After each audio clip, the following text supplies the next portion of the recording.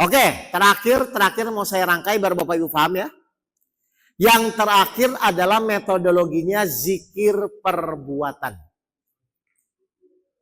Mohon maaf, selama ini Bapak Ibu mengenal zikir itu berapa? Paling 2 kan? Zikir lisan sama zikir kolbu. Betul? Hah? Ya, maksudnya kalau yang di lisan yang 33, 1000 kan itu lisan ya yang diucapkan. Lalu yang kedua zikir kolbu yang dalam hati. Padahal ada zikir yang paling tinggi, yaitu namanya apa? Zikir perbuatan, yaitu akhlak. Ya, kenapa Rasulullah begitu tinggi ya? Akhlaknya? Kenapa Rasulullah begitu mulia di hadapan Allah? Karena dia melakukan zikir perbuatan, yaitu akhlak. 33 ayat 21. Surat 33 ayat 21. Nah, ini yang akan saya bahas adalah zikir perbuatan yang Bapak Ibu ya. Sungguh telah ada pada diri Rasulullah itu suri teladan yang baik bagimu, yaitu bagi orang yang mengharap rahmat Allah dan kedatangan hari kiamat dan yang banyak mengingat Allah. Jadi salah satu fungsinya Rasul diturunkan ke muka bumi ini untuk apa Bapak Ibu? Menyempurnakan akhlak. Dari jahiliyah menjadi terang benderang. Nah sekarang kita akan praktekkan 7-6 metode yang tadi disampaikan dengan kegiatan hidup kita sehari-hari. Oke, kita praktekkan sekarang. Mohon maaf, semua orang yang hadir di sini termasuk saya menjalani hidup, betul? Sekarang pertanyaan saya, hidup itu apa? Hidup, Bapak Ibu kan hidup. Saya tanya, menurut Bapak Ibu hidup itu apa? Bernapas. Tuh kan? Nah, bingung kan? Loh, Bapak Ibu hidup selama ini apa? Itu perintah. Perintah dalam hidup salah satunya beribadah. Maksud saya itu selama ini kan Bapak Ibu hidup. Pertanyaan saya, Bapak Ibu tuh hidup tuh apa?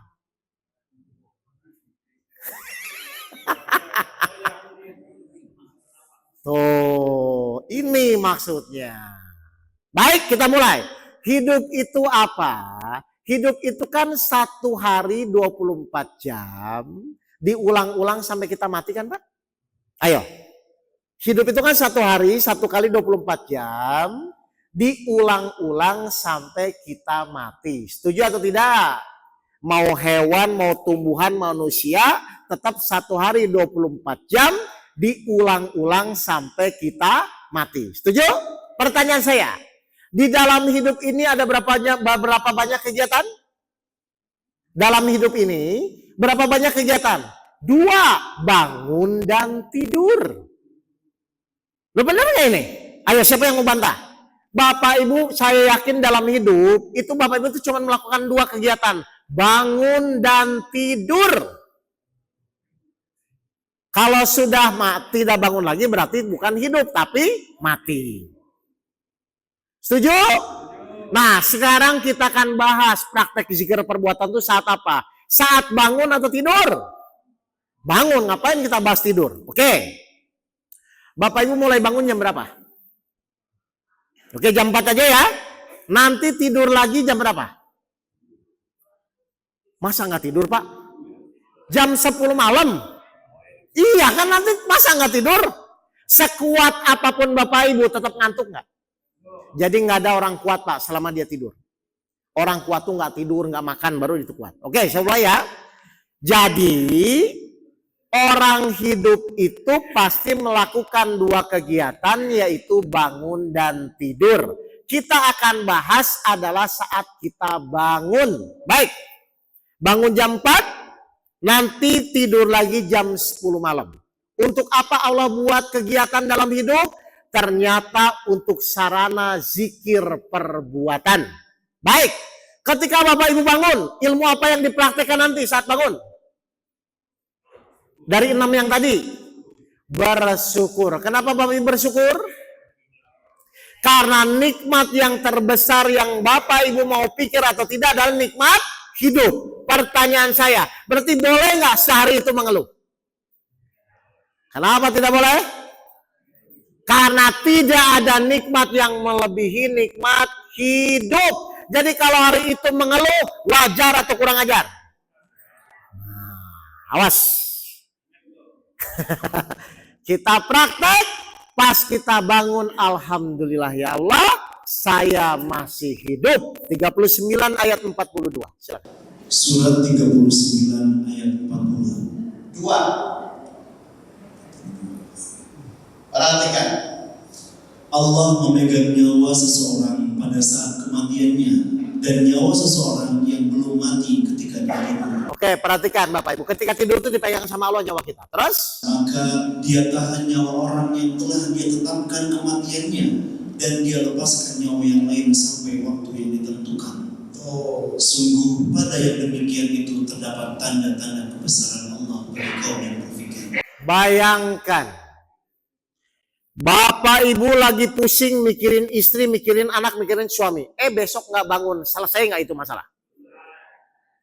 Jadi Bapak Ibu harusnya khawatir kalau besok nggak bangun. Jadi langkah yang pertama, ketika Bapak Ibu bangun tidur, ucapkan apa? Ingat, kalau mau mengeluh, nikmat hidup tetap lebih besar dari masalah yang dihadapi.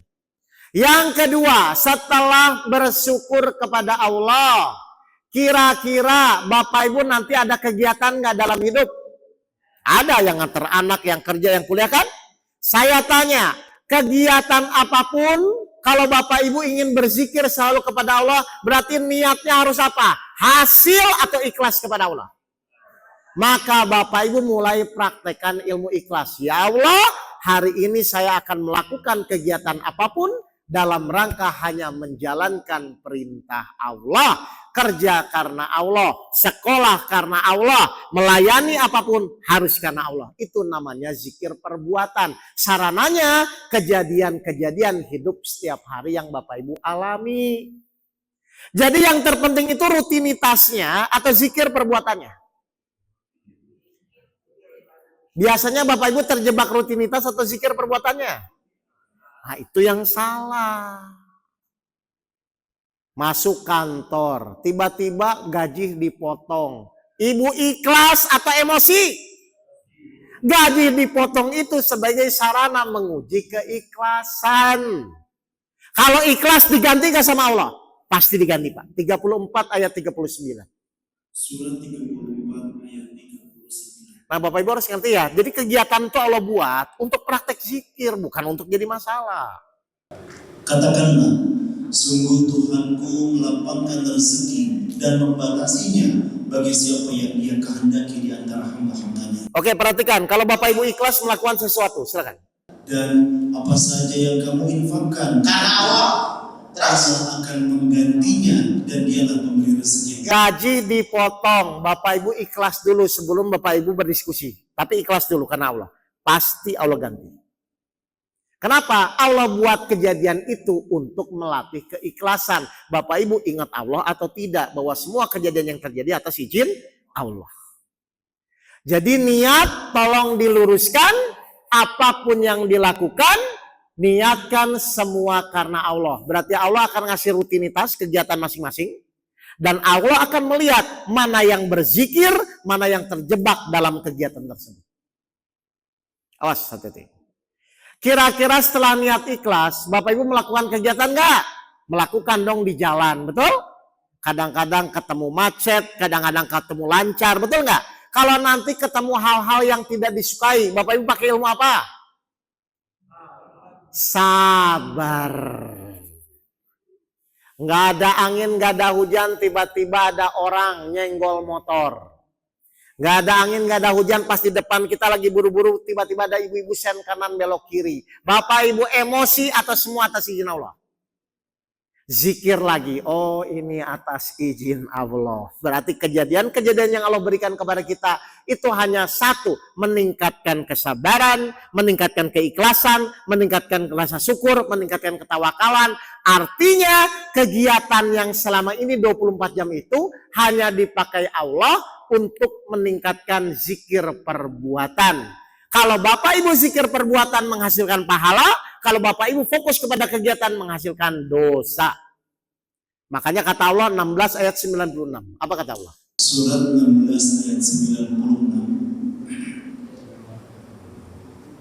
Lihat, semua kegiatan apapun akan hilang. Apa yang ada di sisimu akan lenyap, dan apa yang ada di sisi Allah akan kekal. Apa yang kekal? Terus, Dan kami pasti akan memberi balasan kepada orang yang sabar dengan pahala yang lebih baik dari apa yang telah. Berarti yang kekal itu zikir perbuatannya. Kegiatannya semua akan hilang. Berarti kesimpulannya apa? Tujuan utama Allah membuat kegiatan agar Bapak Ibu bermasalah atau agar Bapak Ibu berzikir perbuatan kepada Allah. Berarti tolak ukurnya akhlaknya semakin baik. Setiap hari keikhlasannya pasti meningkat.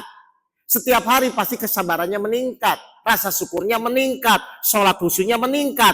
Itu maksud Allah buat namanya kegiatan sehari-hari. Bukan terjebak dengan masalah. Bukan terjebak dengan kegiatan. Akhirnya kalau begitu Bapak Ibu masuk kategori bertakwa. Kenapa? Bapak Ibu satu aja zikir ya ikhlas ya. Bapak Ibu ikhlaskan beres semua sebenarnya. Makanya kata Allah apa hidup di dunia ini? Surat 6 ayat 32 terakhir. Surat 6 ayat 32.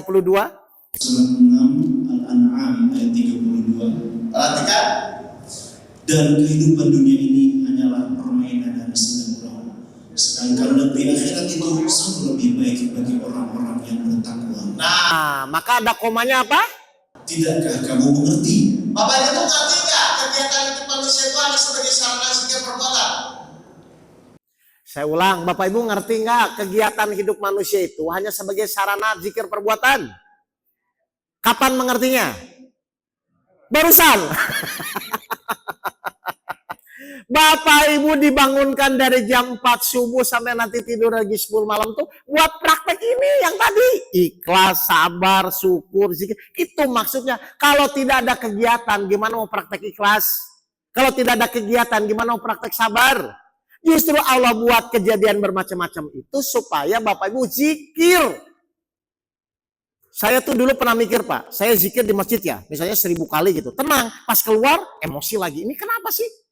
Padahal barang siapa berzikir kepada Allah kan hati jadi tentram. Ternyata maksudnya itu zikir perbuatan. Jadi pas di jalan ada kejadian, oh izin Allah. Pas berbuat, oh saya harus karena Allah. Itu ternyata bisa tenang itu kalau 24 jam Bapak Ibu praktek zikir perbuatan. Karena 7 ini adalah merangkai orang untuk memperbaiki akhlak. Jelas Bapak Ibu? Pas ya? Jadi 7 ilmu penjernih hati metodologi dasar selesai. Maka nanti kita lanjutkan masuk metode ihsan. Yaitu mengenal Allah dan merasa diawasi oleh Allah. Nah itu ada 129 pelajaran kalau nggak salah. Satu persatu. Paham ini Bapak Ibu? Baik silakan. Ada pertanyaan? Kalau tidak itu dulu. Terima kasih. Silakan. Manusia itu kan di blueprint manusia itu kan Ah, adalah surga. oh iya betul. Blueprint manusia itu adalah kebaikan. Betul. Blueprint manusia itu adalah kebaikan. Dan itu dibangun berdasar kesadaran. Betul. Tanpa sadar, sifat-sifat blueprint itu nggak akan bisa terlihat dan tidak akan bisa dicapai. Nah, dalam kenyataannya, setiap kita tahu ujung-ujung itu manusia yang mengenali blueprintnya itu kecil sekali. Betul. Dan sedikit. Bahkan ini merupakan suatu bara api. Ya. Bagaimana cara orang untuk bisa kembali ke blueprint itu? Bagus. Baik, bagaimana cara agar orang menyadari bahwa sebenarnya kan manusia itu diciptakan tanda kutip untuk bahagia lah, untuk masuk surga kan? Tapi pertanyaan saya, rencana Allah ingin semua manusia jadi baik, betul? Tapi karena Allah memberikan manusia pilihan, boleh nggak manusia milih Bapak Ibu? 18 ayat 29, baru nanti saya jelaskan. Surat 18 ayat 29. Jadi memang semua dasarnya Allah tuh ingin manusia itu kan Allah tidak akan menjolimi semua orang kan Pak. Inginnya semua masuk surga. Cuma masalahnya, silakan. Dan katakanlah Muhammad, kebenaran itu datangnya dari Tuhanmu, Barang siapa menghendaki beriman, hendaklah dia beriman. Dan barang siapa menghendaki kafir, biarlah dia kafir. Kasih pilihan nggak Bapak Ibu? Nah silahkan sekarang Bapak Ibu mau milih yang kafir atau beriman. Terus gimana caranya supaya kita sadar kembali agar ternyata kalau kita salah itu balik lagi ke jalan Allah agar kita selamat. Ternyata cara Allah untuk membuat kita kembali ke jalan yang lurus bagaimana? 30 ayat 41. Surat 30 ayat 41. Jadi supaya Bapak Ibu balik lagi ke jalan Allah itu begini karam. Ya. 30 ayat 41 apa kata Allah? Telah tampak kerusakan di darat dan di laut disebabkan perbuatan tangan manusia. Allah menghendaki agar mereka merasakan sebagian dari akibat perbuatan mereka agar mereka kembali ke jalan yang benar. Berarti Allah kasih apa Pak? Supaya Bapak Ibu sadar. Musibah. Dikasih kejadian. Dikasih kemelaratan. Maksudnya orang itu supaya sadar. Cuman pertanyaan saya. Tapi ada yang sadar semua. Atau ada juga yang tidak sadar? Nah itu kembali kepada sikap kita masing-masing. Tapi pertanyaan saya. Allah nyuruh nggak kita menuntut ilmu Pak? Biar apa? Biar sadar. Kayak tadi, kalau saya tidak menyampaikan ternyata kegiatan hidup itu menjadi sarana praktek zikir perbuatan, kan Bapak Ibu nggak sadar. Betul nggak Pak? Makanya Allah buka Al-Quran itu untuk semua manusia, tapi petunjuknya untuk orang-orang yang yakin. Kan Bapak Ibu juga kalau nggak yakin akan ngaji ke sini, ngapain? Jelas Pak? Berarti caranya semua manusia diberikan kesempatan yang sama. Diberikan pilihan yang silahkan memilih. Tapi ketika Bapak Ibu nanti mendapatkan musibah, Bapak Ibu sadar atau tidak. Biasanya orang sadar tuh kalau dikasih banyak uang atau tidak punya uang. Orang sadar itu biasanya dikasih banyak uang atau tidak punya uang. Jadi tidak punya uang tuh baik atau buruk? Bagi yang sadar.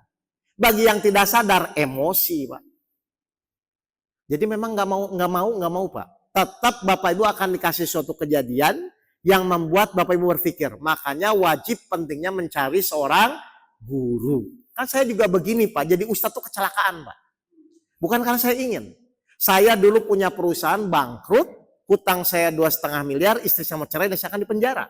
Saya bingung dulu, ini gimana ini? Padahal Al-Quran itu kan sempurna, petunjuk hidup, pasti ada solusinya.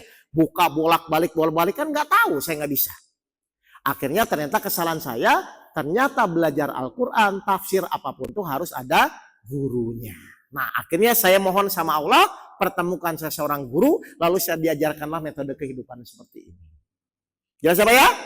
Jadi tenang saja Bapak Ibu, hidup itu tolong cuman sekali ya. Kalau cuman sekali tolonglah, lebih baik Bapak Ibu ikuti Allah saja, pasti aman. Meskipun kita pasti punya hawa nafsu. Jelas apa ya? Jadi cara Allah memberikan hidayah kepada manusia, jangan kaget biasanya lewat ujian atau teguran.